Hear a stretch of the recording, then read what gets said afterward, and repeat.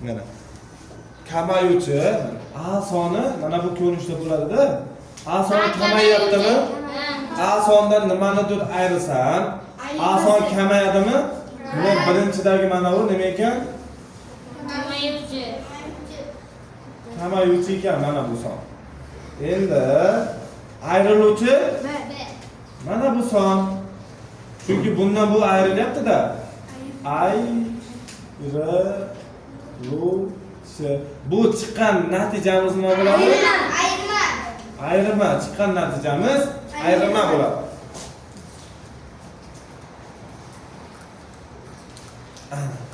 Demak, 15 dan 8 ni baramiz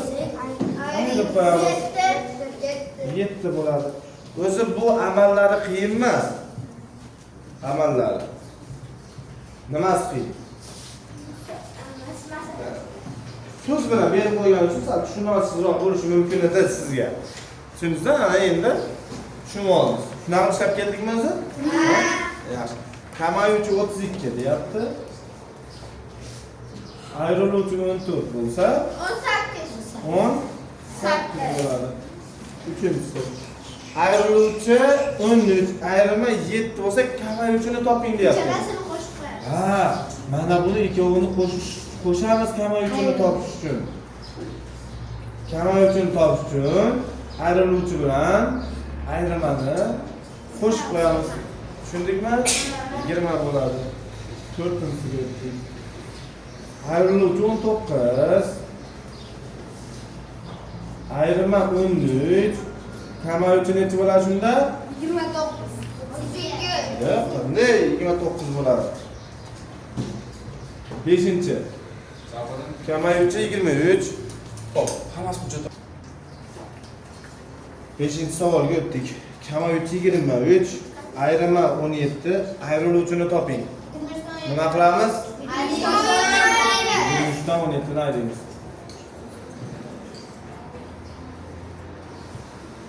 Kamayuvchi 17, ayrima 11 bo'lsa, ayriluvchini toping deyapti. Demak, 17 dan nimani ayraymiz? 11 ni ayirsak, ayirma kelib chiqadi. 6 chiqadi. 7 ga o'tdik. Kamayuvchi turli raqamli eng kichik to'rtxonali son. Ayriluvchi qani? Kamayuvchi turli raqamli eng kichik to'rtxonali son. 1023 bo'ladi. Eng kichkina turli. Shunisiga e'tibor beramiz, to'g'rimi? Ikkita nol turli deganda ikkita bir raqam qatnashib qolmasligi kerak. Ikkita nol qatnashib qolmasligi kerak, bir qatnashib qolmasligi kerak, ikkita yoki 3 ta, to'g'rimi? Turli degandan keyin 4 ta raqam bo'lsa, to'ralasi 4 xil bo'lishi kerak. Tushundingmi? Eng kichkinasi shu. Tushundingmi? 110 ni ichida ola olmaymiz. Eng kichkina degani uchun 1023 bo'ladi. Ana endi kamayuvchi turli raqamli eng kichik to'rtxonali son, ayriluvchi esa turli raqamli eng katta 3 xonali son 987 bo'ladi. Ayrib olamiz. Bundan qarz beramizmi? 13, 13 ta 7 kelsa 6, bu yerda necha qoladi? 1. 11 dan 8 kelsa 3, mana bu yerda necha qoldi? 9 Bu 36 chiqadi. Tushundingmi? Ha. Bundan ham tushunyapsizmi? Mushkil kasda turibdi-ku, yaxshi tushunamsizlar. 8 ga o'tdik. Xo'p, 8 ga o'tdik. 0 1 0 1 2 3 4 raqamlari barchasidan bir martadan foydalanib ikkita son tuzildi. Ularning farqi eng kamida necha bo'lishi mumkin deyapti. Demak, shu raqamlarning barchasidan bir martadan foydalanib ikkita son tuzildi. Ularning farqi eng kamida necha bo'lishi mumkin. Endi qarang. Ikkita son tuzishimiz kerak ekan. O'shani ayirganimizda eng kichkina son bo'lishi kerak ekan. Tushundingmi? Shunaqa son tuzib olamiz. Mana misol uchun birinchisini 43 ikkita nechxonali sonligini aytmaganmi? Raqamlar barchasi bir martadan foydalanib, ikkita son tuzildi. Hammasini bir marta foydalanishim kerak ekan. Demak, bittasi 3 xonali son bo'ladi, bittasi 2 xonali son bo'ladi. Chunki 5 ta raqamni hammasini ishlatishimiz kerak-ku. Qarang, to'g'ri. 102 bo'ladi. 102 deydigan bo'lsak, ya'ni bunday qilyapmiz-da. 3 xonali sonlardan tuzishimiz mumkin bo'lgan eng kichkinasini tuzib oldik hozir. Tushundingmi? Shu raqamlardan Xaridorda eng kattasini qilishimiz kerak. eshitgan biladik-da. Mana bu sonlardan 3 xonali tuzishimiz mumkin bo'lgan eng kichkina sonni tuzib oldik. Endi 2 xonali sonlardan ayrima katta chiqish uchun, ayrima kichkina chiqish uchun 2 xonali sonni nimasini tanlashimiz kerak? Eng kattasini tanlashimiz kerak. Demak, 43 deymiz. 12 dan 3 ni ayirib olsak 9 bo'ladi. 9 dan 4 ni ayirib olsak 5 bo'ladi. Tushundingmi? 9 3 4 5 6 7 raqamlari barchasidan bir martadan foydalanib ikkita son tuzildi. Ularning farqi eng kamida necha bo'lishi mumkin? Hozirga o'xshagana 3 xonali son tuzishimiz uchun eng kichkina qaysini tuzamiz? 45 tuzamiz. Eng katta bo'lish uchun 76 ni tuzamiz. 15 dan 6 ni ayirib olsak 9, 33 dan 7 ni ayirib olsak 26 chiqadimi? 269. To'g'ri chiqdimi? O'nga o'tdik. Endi bu tenglamalarni o'tgan safar o'rgatdim, ha? X - 19 barobar 23 bo'lsa, 23 bu tomonga plyus bo'lib o'tadi dedik. X imiz necha bo'ladi shunda? 42 bo'ladi. Keyingisi 11-siga o'tdik. X - 22 barobar 35 bo'ladigan bo'lsa, 35 - 22 bo'lib, x imiz 57 bo'ladi. Tushunyapsizmi? 12 ga o'tdik. Endi mana shu yerda siz bilmaydigan narsa bor. Endi balki bilarsiz. Qarang. X o'rtada kelyapti. X ning oldida minus ishora turgan bo'lsa, plyus bo'lsa emas, minus bo'lsa muqaddar. X ni topish uchun 30 dan 13 ni ayirib yuboramiz ekan. Tushundingmi? Shundaga x barobar 30 dan 13 ni ayirib yuborsak 17 bo'ladi. Tushundingmi? Bunday qilishadikmi? Malades. 13 ga o'tdik. 13 45 minus x imiz 26 ga teng bo'lyapti. X ni topishni nima qilamiz? 45 dan 26 ni ayirib yuboramiz.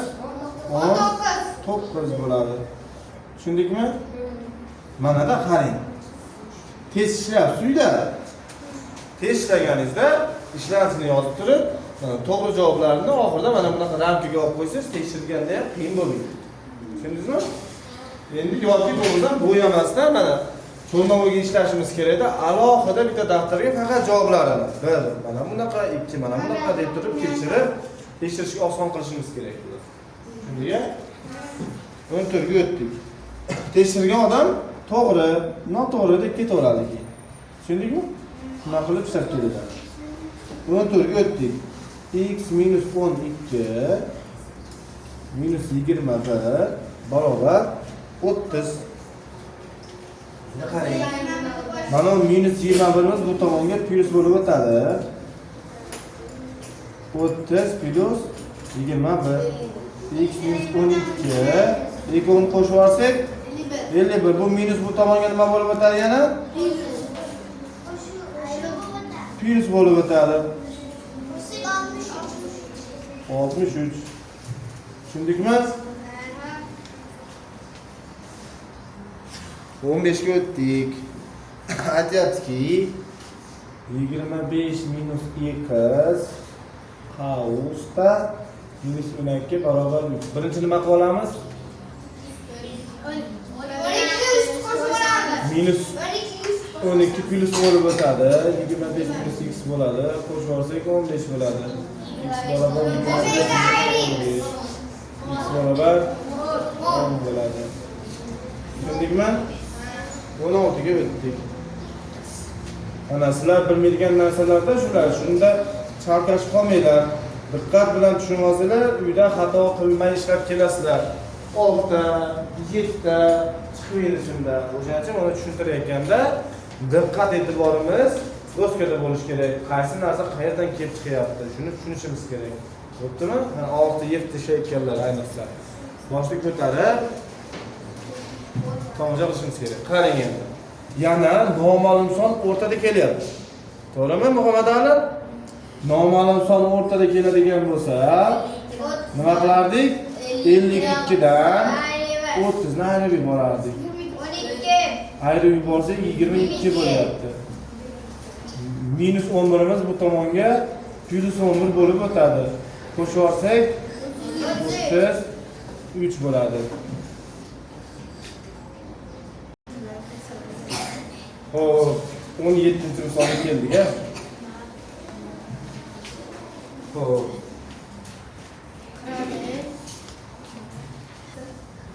Xo'p, 17 ga o'tdik. 45 minus 15 minus 8 barobar 34. 15 minus 8 nima qilamiz? 45 dan 34 ga ayiramiz. 15 minus 8 11 qismimiz 4 bo'ladi. Shundaga 18 77 50 minus 8 barobar 41. 77 minus 41. 51 minus 2. Ayirib olsak 36. Endi 50 dan 36 ni ayirib olamizmi? 14 bo'ladi. Tushunyapsizmi? Muhammad Ali.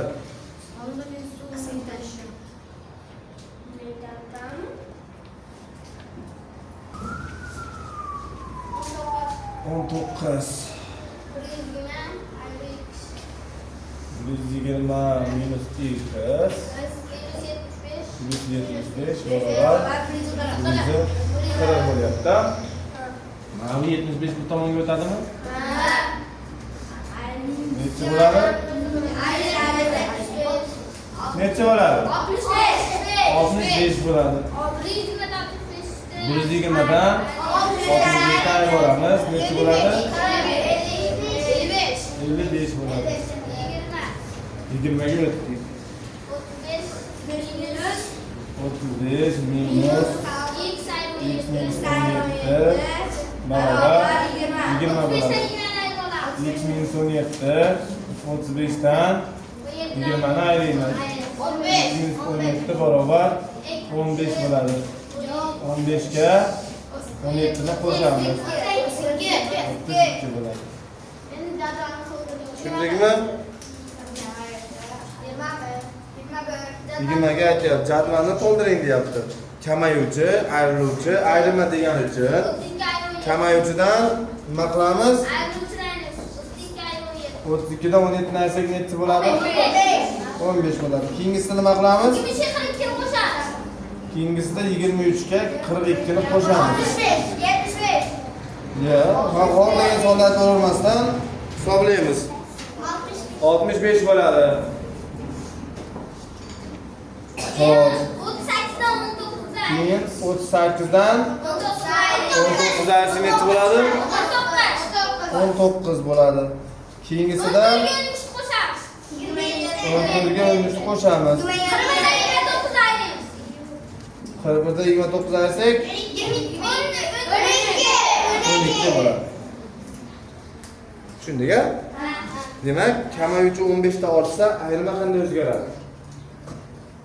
Kamayuvchi 15 ta ortsa, ayirma qanday o'zgaradi? 15 ga o'zgaradi. 15 ga ortadi. Tushundingmi? Ayrıluvchi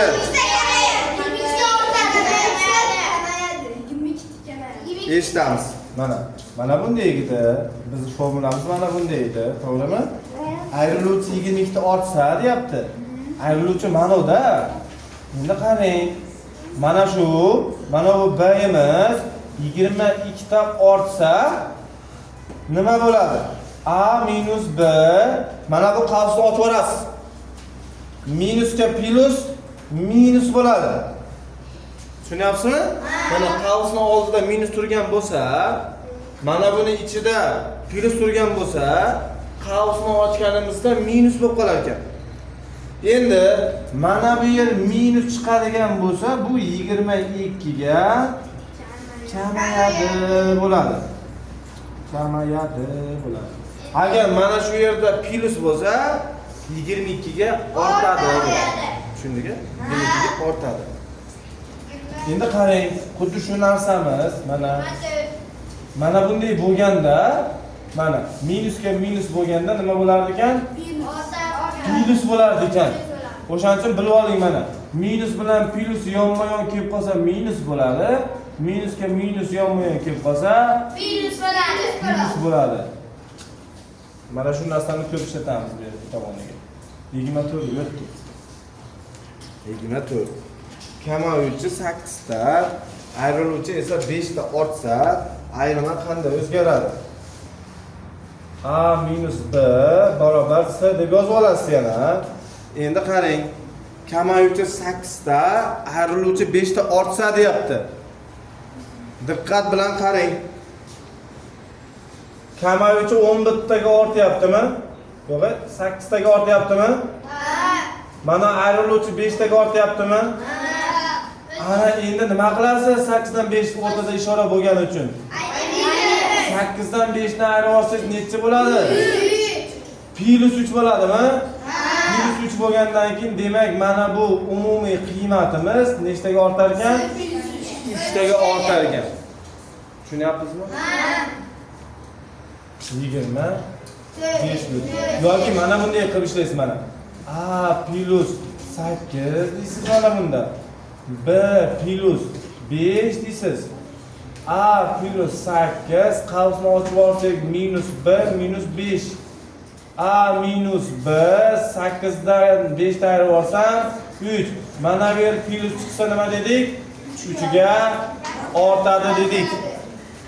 Tushunyapsizmi? Neko'ring. 26 ga o'tdik. 25. Ha, 25 ishlanadi, yozib qo'ying. 25. Kamayuvchi 11 ta, ayriluvchi 7 ta kamaytirilsa deyapti. Bizda demak kamayuvchini ham 11 ta kamaytiramiz. Keyin ayriluvchini ham nima qilamiz? 7 taga kamaytiramiz. Kamaytiryapmiz degancha ayryapmiz. A minus 11 minus A plus 7. Mana böyle. Endi qarang. A minus 1 minus 11 plus 7 bo'ldi. Tasavvur qiling siz. Bittasida 11 ming so'm qarzingiz bor. Tasavvur qilsangiz, mendan qarzingiz bor 11 ming so'm. Endi menga 7 ming so'm pul berdingiz. Qarzingiz qancha qoladi? O'sha qarzni minus qilib hisoblar ekanmiz. Tushundingmi? O'sha qarzni minus hisoblaydigan bo'lsangiz, mendan 4 ming so'm qarz qoladimi? Minus 4 degan nima degan? 4 ga kamayadi degan. Tushundingmi? 4 ga kamayadi deymiz.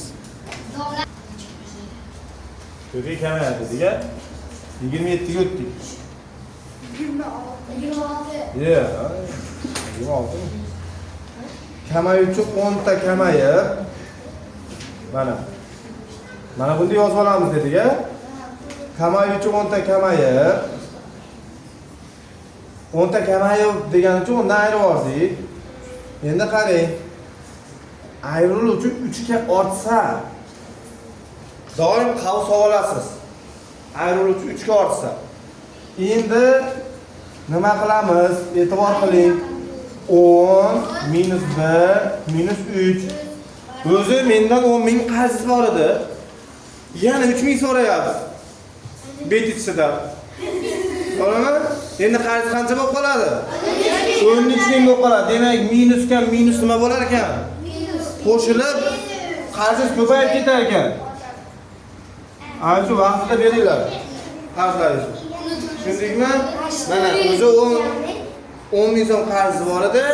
Yana 3 ming so'm oldingiz, 13 ming so'm bo'ldi. Tushundingizmi? Tushunlaringmi? Xo'p. Shunda ishlanadi. Demak, nima deymiz oxirgi javobda? 13 ga kamayadi. Ertaga ishlab kelasiz-ku. Mana bugungi ishni bajarib kelasiz uyda. O'shunda 13 ga kamayadi, 13 ga ortadi deb kelasiz. Men yozyapmanmi? Mana 4 ga kamayadi, 13 ga kamayadi, 3 ga ortadi. Hozir shuna qilib kelasiz. Ertaga testda ham xuddi shunday kelasiz sizga. Kamayadi, ortadi, shunaqa bo'ladi. Tushundingmi? 27 ga o'tdik. Kamayuvchi 15 taga ortib, kamayuvchi 15 ta ortib, ayriluvchi 5 ga kamaysa deyapti. Ayriluvchi 5 ga kamaysa deyapti. Hop, a plus 15 minus 1 plus 5 bo'ladimi? A minus 1 plus 20 bo'lyapti. Tushunyapsizmi? 15 ga 5 ni qo'shsak 20 bo'lyapti. Demak, nima bo'ladi u? 20 ortadi. 28 ga o'tdi. 20 ga ortadi. 28-misol hisoblang deyapti. 100 minus 99 98 minus 97 va hokazo 2 minus 1. Mana bu nuqta degan nima degan? Va hokazo degan. To 100 dan boshlab 2 dan 2 minus 1 gacha hammasi yetib kelgan. O'shangacha yozilgan degan. Tushunyapsizmi? 100 dan 99 darsangiz nechi bo'ladi? 1 bo'ladi. 99 dan 97 ni ayirib olsak 1 bo'ladi. Bundan buni ayirib olsak 1 bo'ladi. Endi qarang. Jami 100 ta son bormi? Mana 1 2 3 97 99 100 bo'lyapti. To'g'rimi? Jami 100 ta son bor. Jami 100 ta son bor. Shundan qarang. Shundan har ikkitasidan bir hosil bo'lyapti. Tushunyapsizmi? Har ikkitasidan mana bundan ham bir hosil bo'lyapti, bundan ham bir hosil bo'lyapti, bundan ham bir hosil bo'lyapti. Jami nechta bir hosil bo'ladi? 50 ta bir bo'ladi. 50 ta bir deymiz. Tushundingmi? 20 9 ga. Endi bundan ko'ra ham osonroq, ha? 50 minus 49 48 47 2 minus 1 desak, mana bu 1, mana bu 1, mana bu 1. Endi nechta? 25 ta. 25 ta bo'ladi. Nima deysiz? 30 ga o'tdik. Hisoblang deyapti. 80 minus 78 76 minus 74 plus 4 minus 2. Endi buni qarang. Mana bu 2, mana bu 2, mana bu 2. Buni qanaqa qilib ishlardik? Qarang, o'tgan safar o'rgatdim. Mana 2, 4, ha? 6, vaqtida nechigacha? 80 gacha. 2 bilan 80 da orasida nechta son borligini bilish uchun nima qilardik? 80 dan 2 ni ayirib 2 ga bo'lib 1 ni qo'shardik. To'g'rimi? Xo'p, 80 dan 2 ni ayirsak 78 +1. Demak, jami 40 ta son bor ekan. Mana bu 2 dan nechta ekan? 40 ta ekan. 80. Tushunyapsiz a?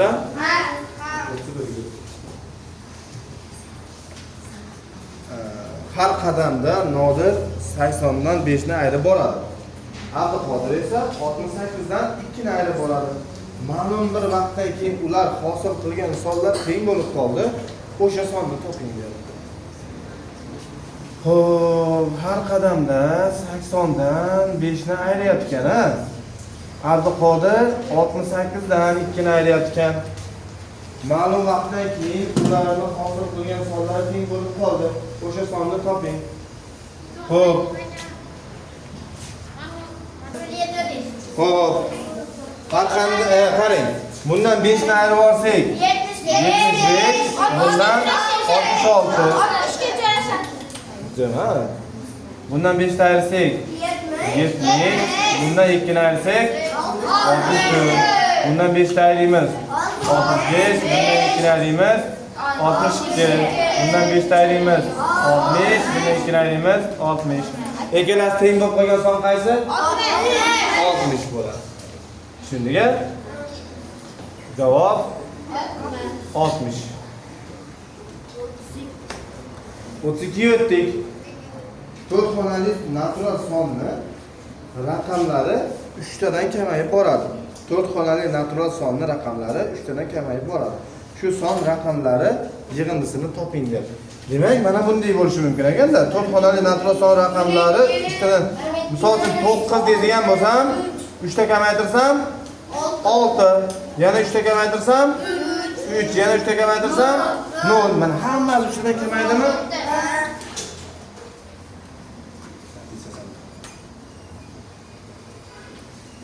Endi mana shu sonni nima deyapti? Raqamlar yig'indisidan foydalanamiz ekan.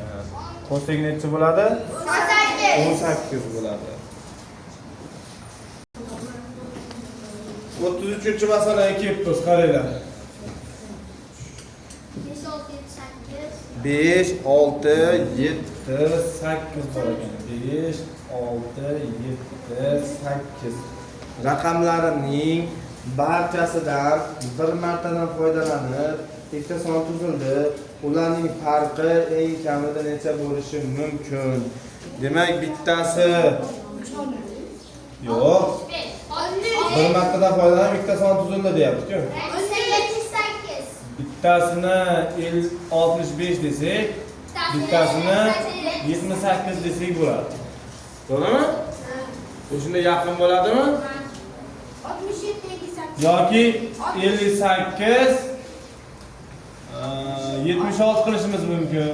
Yoki 57 yu 68 qilishimiz mumkin. To'g'rimi? O'shalarda tuzib turib eng kichkinasini topishimiz kerak. Hozir mana 78 dan 65 ta ayrsam necha bo'ladi? 13 bo'ladi. 76 dan 28 ta ayrsam-chi? 18. 68 dan 17 ta ayrsam-chi? Hozircha eng kichkinasi mana bumi? Bormi yana shunaqa kichkinasi degan? 87 dan 56 ni ayrasang, 17 dan 6 ni ayrasak, 21 bo'lib qolyapti-ku. Katta bo'lib qolyapti. Tushundingmi? Ayrimi eng kichkina bo'lsin deyapti. Ayrimi eng kichkina bo'lishi uchun mana 57 68 yozdik. Tushundingmi? 30 bo'ladi. Biz ayrimimiz eng kichkina bo'lishi kerak deyapti-ku. O'sha 11 ni olamiz. Tushundingmi? Shunday har xil raqamlar tuzib ko'rasiz. Ichidan eng kichkina chiqqanini javob qilib olasiz. 30 o'tdik. Tasimo olimpiadasida bu 5 savollariga 1 dan 5 gacha desa 5 ta savol bo'ladi, to'g'rimi? Bularning hammasi 2 balldan bersa 10 ball beriladimi? 10 ball beriladi. Endi 6 bilan 10 gacha yana 5 ta savol bormi? 5 ta savol bo'lsa, bundan hammasiga necha balldan berar ekan? 3 balldan bersa 15 ball berar ekan. Endi 11 dan 15 gacha yana 5 ta savol bor. Bu 5 ta savolning hammasiga 4 balldan bersa 20 ball beriladi, to'g'rimi? Ha. Endi 16 dan 20 gacha yana 5 ta bor. 5 ni 5 ga ko'paytirib olsak, 25 ball bor ekan. Endi qarang. Endi ishlanadigan joyimiz eng qizil joyi bu yerda. Nodir va Sardor bu olimpiadada qatnashdi. Ularning ikkalasi ham kamida bitta savolga to'g'ri javob bergan va kamida bitta savolga noto'g'ri javob bergan. Nodir va Sardor olgan ballari orasida farqi eng ko'pi bilan nechaga teng bo'lishi mumkin deyapti. Tushunyapsizmi muhomadani? Yozmayapsanmi? Yozmay tur. Qaranglar. Demak, maksimal ball necha bo'ladi? O'shani hisoblab ko'ramiz. 10, 15, 20, 25 qo'shamiz. 45 ga 15 qo'shsak, 40, 70. Jami ball 70 ball ekan. To'g'rimi? Endi aytaylik, bittasi eng kamida deyapti, eng ko'pida deyapti. Eng ko'pida deyapti, qarang. Bittasi aytaylik, bittasi mana bu joyga e'tibor beramizda. Agar har bir kun Nodir va Sardor faoliyatida qatnashdi, ularning ikkalasi ham kamida bitta savolga to'g'ri javob bergan. Kamida bitta savolga noto'g'ri javob bergan deyapti. O'shaning uchun ikkovidan ham bittadan xato qilgan deb olamiz. Tushundingmi? Ikkovidan ham bittadan xato qilgan bo'lsa, ikkovini ham balli yuqori chiqadi-ku. Ha? O'shani ballarni ayirib qo'ysak, keyin ayirmamiz eng kichkina bo'ladi. Bu degani bittasi 5 ballidan xato qilgan bo'lsa, bittasi kim edi? Nodir bilan kim edi? Sardor. Sardormidi? Mana, aytaylik Nodir 5 balli savoldan xato qilib qo'ydi. Shunda mana bu jami balldan 5 ball ayrilsa necha bo'lib qoladi? 65 ball bo'lib qoladi. Sardor 2 ballidan xato qilgan bo'lsin. Necha bo'ladi? 68 ball bo'ladi. Endi 68 ga 65 dan ayrsam 3 chiqadimi? Ayrimasi bundan ham kichkina chiqishi mumkinmi? Mumkin emasmi? Yo'q. Aytaylik, mana bu 5 ballidan xato qildi deganim Nodirim 3 ballidan ham xato qilishi mumkinmi? To'g'rimi? O'sha 70 balldan 3 ballda ayirib olsam, necha qoladi? 67 qoladi. 67 dan 65 dan ayirsam-chi endi?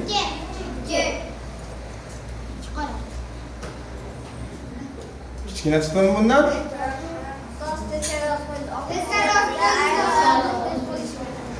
67 dan 65 dan ayirsak 2 ball chiqishi ham mumkin ekan.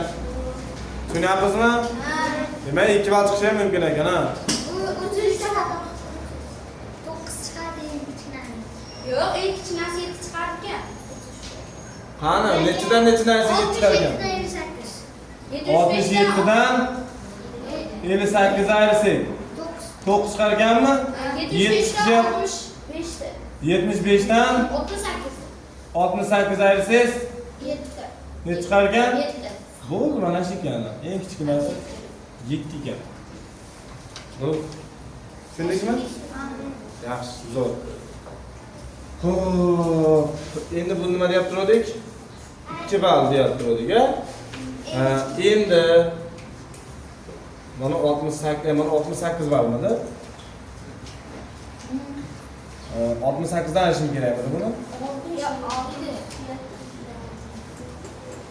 Hozir mana savol chalkashdaydi.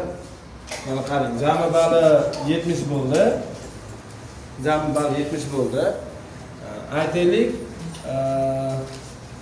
Nodir 2 ballidan xato qilgan bo'lsa 68 ga qoladi, to'g'rimi? Mana bu bittasi Sardorimiz 3 ballidan xato qilgan bo'lsa 67 oladi. Endi 68 dan 67 ni ayirib olsak 1 bo'ladi. Demak, 1 chiqishi ham mumkin ekan. Tushundingmi? Eng kichkinasi 1 mi? Ha. Men 1 da javob qilib olaveramiz.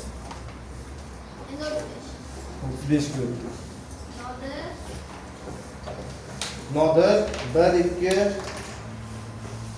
Nodir 1 2 4 6 8 9 10 sonlarni bir nechta guruhlarga bo'lmoqchi. Bunda har bir guruhda kamida bitta son bo'lishi kerak. Agar har bir guruhlardagi sonlar yig'indisi o'zaro teng bo'lsa, nodir hosil qilishi mumkin bo'lgan guruhlar soni eng ko'pi bilan nechta bo'lishi mumkin? Eng ko'pi bilan degani uchun 10 ta olamiz. Eng ko'pi bilan degani uchun bitta guruhga 10 ta olaylik. Ha? Endi nima qilasiz? Bitta guruhga 4 bilan 6 ni olamiz. Bo'ladimi?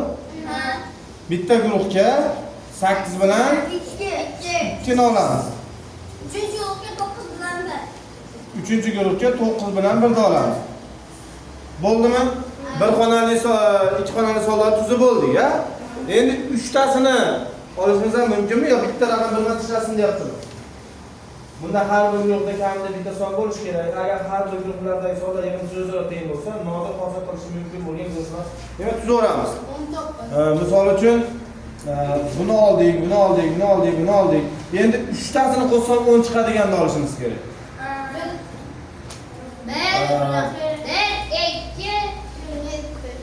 7 yo'q bizda. Xo'p. O'zi boshqa tushsa bo'lmaydi shekilli-a. 6 bilan 9 bilan 9 bilan da oldik-ku. 6 bilan 4. Ikki xonalarda oldik.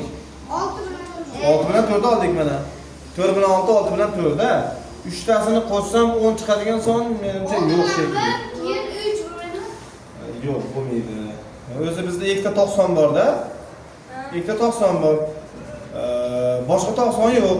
9 bilan ishlab, 9 bilan 10 hosil qilish uchun 1 kerak, 1 bilan 9 kerak. Hisobda mana buni 3 talikka ishlata olmaymiz ekan. Endi qolgan 5 ta sondan 10 chiqaralsak bo'ladi, chiqarmasak bo'lmaydi. 2 ga 4 ni qo'shsak 6 yana 4 bo'lish kerak. 10 bo'lish uchun. Bo'lmaydi. Demak, xullas bo'lmas ekan. Demak, nechta bu chiqdi? 4 ta bo'ldi. Boshqa tuzalmaymiz. Tushundingmi?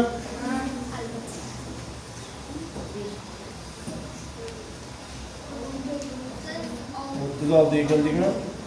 36 aytyaptiki, doskada ikkita natural son yozilgan, ma'mur ularni qo'shish kerak edi, lekin u adashib qo'shish o'rniga ayirib qo'ydi deyapti. Ikkita son mana. A-1 deylik. Ikkitasini ayirsak, A'dan B'ni ayirsak 25 chiqyapti. A'dan B'ni ayirsak 25 chiqyapti. Lekin u qo'shish o'rniga ayrida o'zi qo'shish kerak ekan. Ikkita sonni qo'shish kerak ekan, ayirib qo'yibdi u. Agar u 18 ga adashgan bo'lsa, 18 ga adashgan bo'lsa, ikkita sonni qo'shsam u 43 chiqardi. Ya'ni 25 ga 18 ni qo'shyapmiz-da. Ha. Shuni qilganmisiz? Endi nima qilasiz topishuvchi ikkala sonni? Ikkovini qo'shib yuborasiz. Qo'shib yuboradigan bo'lsak, agar A ni qo'shsangiz ikkita A bo'ladi. Mana bu minus bitta plus qisqarib ketadi. 68 bo'ladi. 68 ni 2 ga bo'lib olsak 34 bo'ladi. B necha bo'ladi shunda? 9 bo'ladi. Bizga nima deyapti? Shu doskadagi sonlarni toping. Bittasi 34 ekan, bittasi 9 ekan. Men 17-chi mavzuni tushunib Xo'p, 37-misol. 37. Ahmadda qarang, qiyinroq masala, diqqatingizni qarab turing.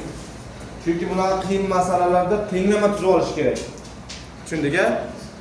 Ahmadda 25 tiyinlikdan 50 ta bor ekan. Ko'paytirsam necha bo'ladi? 1250 tiyin bo'ladi, to'g'rimi? Endi Suhrobda esa 50 tiyinlikdan 30 ta bor ekan. 1500 tiyin bo'ladi. Endi har kuni ular o'zlarini tangalaridan birini hayvonlarga yordam berish uchun fondga berishadi. Ahmadning puli necha kundan keyin Suhrabning puliga teng bo'ladi desa, qarang. Mana buni 1250 so'mmida, mana buni 1500 mida. Endi bundan ayrisiz, e'tibor qiling, nimani ayrisiz? Bu kuniga 25 tiyindan ketkazadi. To'g'rimi? Bu kuniga 25 tiyindan ketkazgani uchun X kunda teng bo'ladi deysiz. Tushundingiz-a? Mana bu kuniga 50 tiyindan ketkazgani uchun X kunda teng bo'ladi deysiz buni ham. Tushunyapsizmi? Masalani tenglamasini tuzib olyapmiz. Masala ishlash uchun eng zo'r usul bu tenglamasini tuzib olish. Ana, bu 25 dan kamaygani uchun 25x dedik, bu 50 dan kamaygani uchun 50x dedik. Endi mana bu minus bu tomonga plus bo'lib o'tarmidi? 50x minus 25x bo'lib. Mana bu plus bu tomonga minus bo'lib o'tarmidi? 1250 bo'lib. Bundan buni ayirib yuborsak 25x bo'ladi. Bundan buni ayirib yuborsak 250 bo'ladi. 250 ni 25 ga bo'lsak 10 chiqadi. Demak, 10 kunda ikkalasining pullari teng bo'lib qolar ekan. Tushundikmi?